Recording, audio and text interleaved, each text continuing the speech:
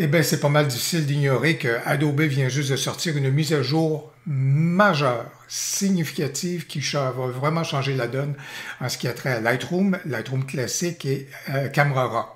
Difficile d'ignorer que dans cette mise à jour majeure-là, on a de nouveaux masques en intelligence artificielle avec Adobe Sensei qui est en arrière-plan. Alors vraiment, je suis persuadé que ces nouveaux outils de masque-là vont changer la donne, tout comme ça va être le cas dans Luminar Neo. Ça va vraiment changer la donne dans la façon de travailler nos photos. Et aujourd'hui, je vais examiner avec vous 1, 2, 3, 4, 5 et 6 situations pour vous permettre de mieux tirer profit de ces nouveaux outils-là. Voilà donc ce qu'on examine aujourd'hui.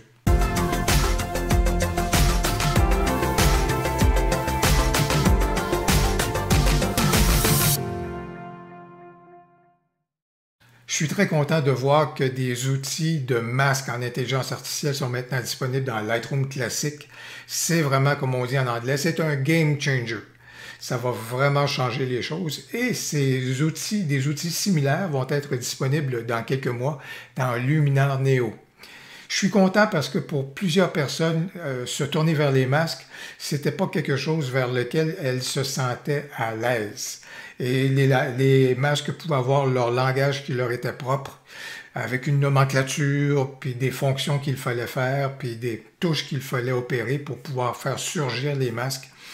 Maintenant, c'est facile, c'est à portée de main et ça va vraiment modifier la façon qu'on va travailler nos photos dorénavant. Je suis très content de voir cela et aujourd'hui, comme je vous dis, je vais présenter certaines situations. Les 3 premières sont pour vous familiariser un petit peu plus avec ce qui est maintenant disponible dans Lightroom classique.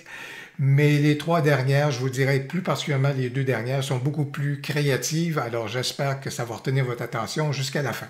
Alors, j'ai donc choisi des situations photos qui vont soulever des défis particuliers pour les outils d'Adobe Sensei en intelligence artificielle et surtout pour voir comment est-ce qu'on est capable d'ajouter d'autres outils, comment travailler à ce moment-là, les perfectionner et peaufiner nos masques pour obtenir certains résultats dont certains vont être assez créatifs. Alors, dans ce cas ici, évidemment, la grande Stupa qui est à Katmandou, on va voir, je lui ai demandé donc de repérer le sujet. Il est manifestement évident, mais il est assez vaste et entre autres aussi, il comporte des drapeaux de prière. Bien entendu, la grande Stupa, c'est le sujet que j'aimerais bien que l'outil relève, mais vous pouvez voir qu'il fait un boulot qui est seulement très partiel. Alors dans ce cas ici, qu'est-ce qu'on va faire? Vraiment, ce que je vous suggère dans ce cas ici, c'est d'oublier le masque qui a été créé. On va lui demander de créer et de faire un effort au niveau davantage du ciel. Et je pense que l'outil va avoir beaucoup plus de résultats en faisant donc un masque sur le ciel plutôt que sur le sujet principal ou la grande Stupa. Alors dans ce cas ici, vous pouvez voir que vraiment le travail est beaucoup mieux réussi dans ce sens-là. Et donc par la suite, plutôt que de faire le masque sur le ciel, bien sûr, je veux inverser le masque en question. Et vous voyez maintenant, j'ai vraiment un masque qui est sur la grande Stupa et les drapeaux de prière, dis-je. Et donc, ça va être plus facile à ce moment-là d'apporter des retouches à ce sujet-là. Dans ce cas ici, je vais me tourner vers les outils, me créer un masque pour pouvoir faire un peu de color grading facilement à ce moment-là sur mon arrière-plan. Alors, dans ce cas ici, j'ai ouvert donc ma roue dentelée et je veux faire appel à mes outils de masque, mais je constate, qu'il y a certains des outils qui ne sont pas accessibles. Pourquoi est-ce que cette situation-là survient? Tout simplement parce que vous ne faites pas appel à la dernière version de Lightroom. Et quand je dis la dernière version de Lightroom, dans ce cas-ci, c'est la version du profil de Lightroom. Vous avez fait la mise à jour de Lightroom, mais votre photo date d'une certaine époque, de voilà plusieurs années peut-être.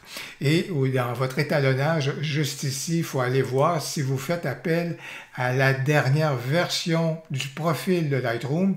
Dans ce cas-ci, c'est la version 2 et on est rendu à la version 5. Donc, quand je mets ma version à jour et que je fais appel au dernier profil donc de Lightroom, vous pouvez constater que dans ce cas-ci, tous les masques sont maintenant accessibles.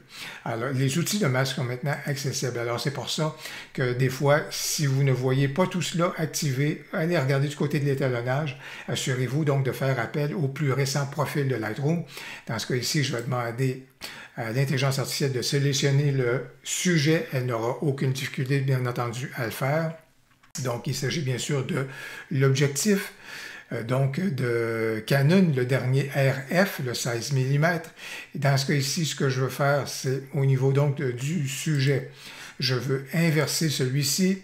Maintenant, c'est mon arrière-plan qui est donc maintenant actif. Et je vais me tourner vers le profil juste ici de l'outil de couleur. Je vais activer celui-ci et je vais me déplacer avec ma pipette tout simplement pour mettre un petit color grading au niveau donc de mon arrière-plan de couleur. Donc vous voyez qu'en créant donc un masque sur mon arrière-plan et en me tournant donc vers l'outil de couleur, je suis donc en mesure d'apporter du color grading à mon arrière-plan. Je me sers ici de ma photo d'Anticosti pour vous montrer un tout petit peu le fait qu'il faut exercer un peu de vigilance et un peu de stratégie également derrière nos masques. Alors dans ce cas-ci, évidemment, je lui ai demandé de sélectionner le sujet et dans ce cas-ci, je vois que bien sûr le chevreuil était assez facile à identifier, mais l'intelligence artificielle a rajouté des éléments que je ne souhaite pas. En l'occurrence, le ciel, juste ici, de même que des éléments sur la grève. Alors, qu'est-ce que je vais faire? Je vais donc soustraire ces éléments-là et je vais me profiter donc du masque, du pinceau, pour éliminer ces éléments-là de mon masque. Et bien sûr, ça va me permettre donc d'apporter des modifications. Je vais y aller très rapidement, juste pour raccourcir la vidéo. Dans ce cas-ci, on va atténuer bien sûr le soleil. C'est pas parfait, mais disons que dans ce cas-ci, ce que je vais faire, c'est peut-être tout simplement rajouter un tout petit peu, déboucher les ombres sur le chevreuil, augmenter un tout petit peu l'exposition, puis donner un petit peu plus de clarté. Bon, bref, voilà, c'est ça.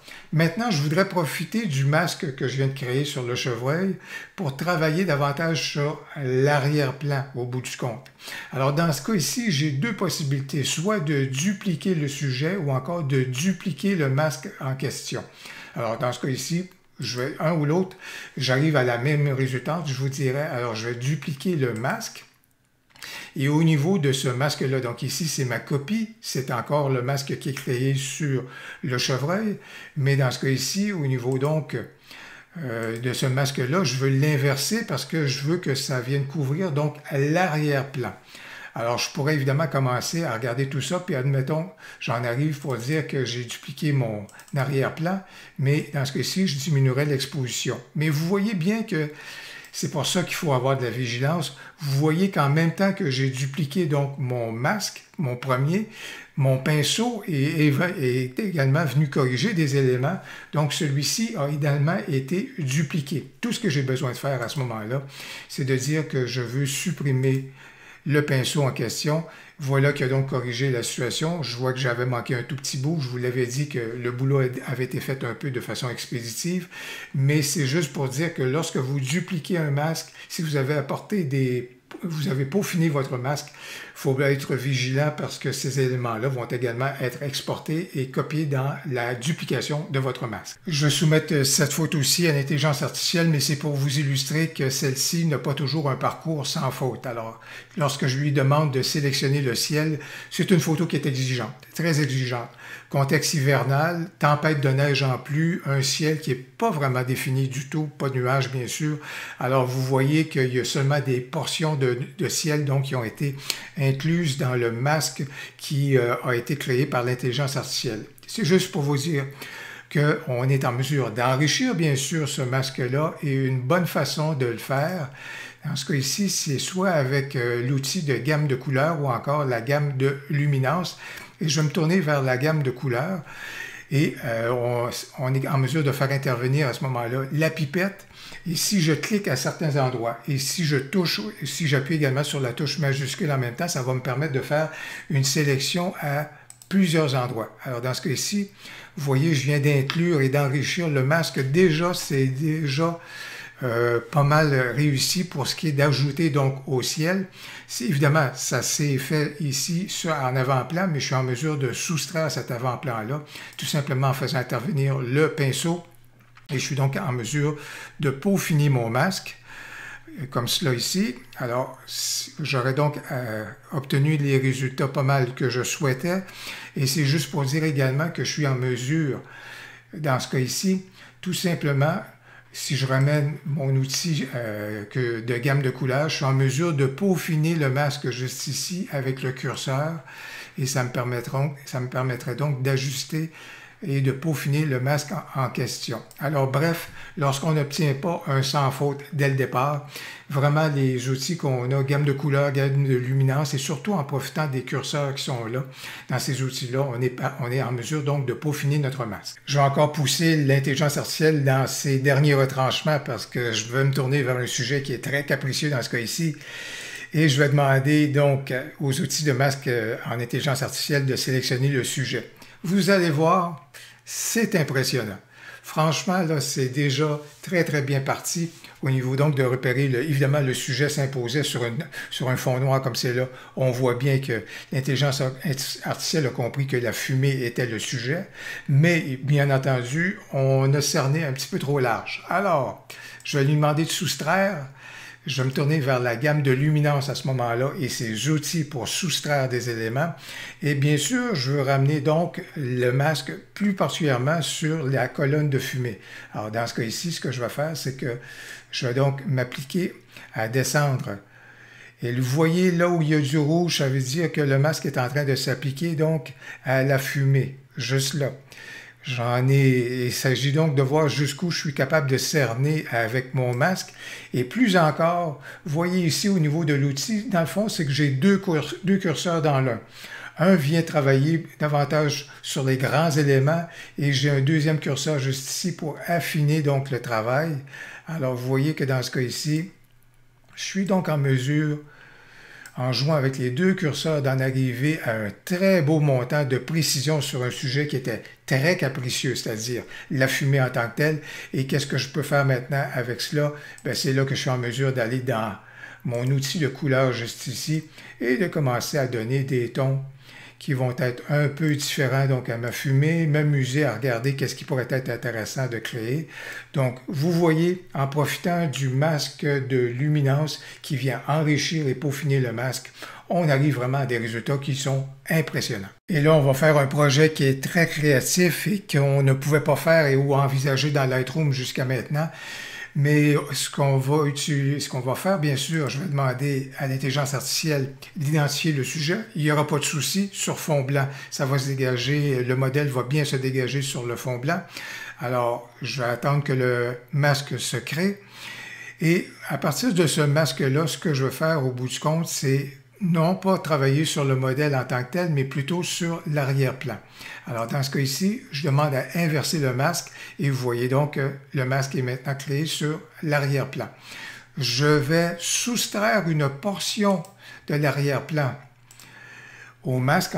Alors, je vais profiter du filtre gradué, tout simplement pour créer cette segmentation-là. Donc, vous voyez que maintenant, le masque est à la gauche du modèle et il est absent du côté droit. Alors, voilà donc qui est là. Et ce que je vais faire dans ce cas ici, c'est que je vais me tourner vers, et je vais enlever l'overlay, l'incrustation, et je vais me tourner vers une couleur. Et je vais donc donner une couleur à, tiens, ça va bien avec les vêtements du modèle. Alors, je vais donc donner une couleur à cet arrière-plan-là. Maintenant, ce qu'on va faire, c'est qu'on va prendre notre masque et on va dupliquer celui-ci. Donc, j'ai donc masque 1 copie. Et dans ce cas ici, quand j'ouvre le masque en question, j'ai ici mon dégradé linéaire, le filtre gradué que j'ai utilisé pour créer ma segmentation. Ce que je vais faire, c'est que je vais inverser celui-ci. Alors, vous voyez que l'effet maintenant s'applique des deux côtés. Et ce que je vais faire, tout simplement, c'est que je vais aller dans ma couleur et là, je vais aller choisir une couleur qui est complémentaire pour aller du côté, de l'autre côté. Et ça pourrait être, tiens, on va y aller avec quelque chose qui est irait peut-être dans le ton de cette photo-là et du maquillage de la modèle qui est assez, donc, qui est très haut en couleur. Eh bien, ces nouveaux outils-là dans Lightroom Classic, vraiment, là, ce sont des outils qui nous ouvrent tout un horizon de possibilités qu'on ne pouvait exploiter jusqu'à maintenant dans Lightroom Classic ou encore dans Lightroom ou Camera Raw. Et tout comme à l'instar de nouveaux outils donc qu'on va trouver dans Luminar Neo dans quelques mois, vraiment là, c'est une façon de travailler nos photos qui va vraiment changer la donne. J'espère que vous avez aimé la vidéo. J'espère qu'elle a pu vous renseigner sur ces nouveaux outils-là. Si vous avez aimé la vidéo, n'hésitez donc pas à cliquer sur j'aime. Et surtout, j'ai bien hâte de lire vos commentaires, à savoir de quelle façon ces outils-là vont changer à ce moment-là votre processus de retouche photo. Au plaisir, à la prochaine!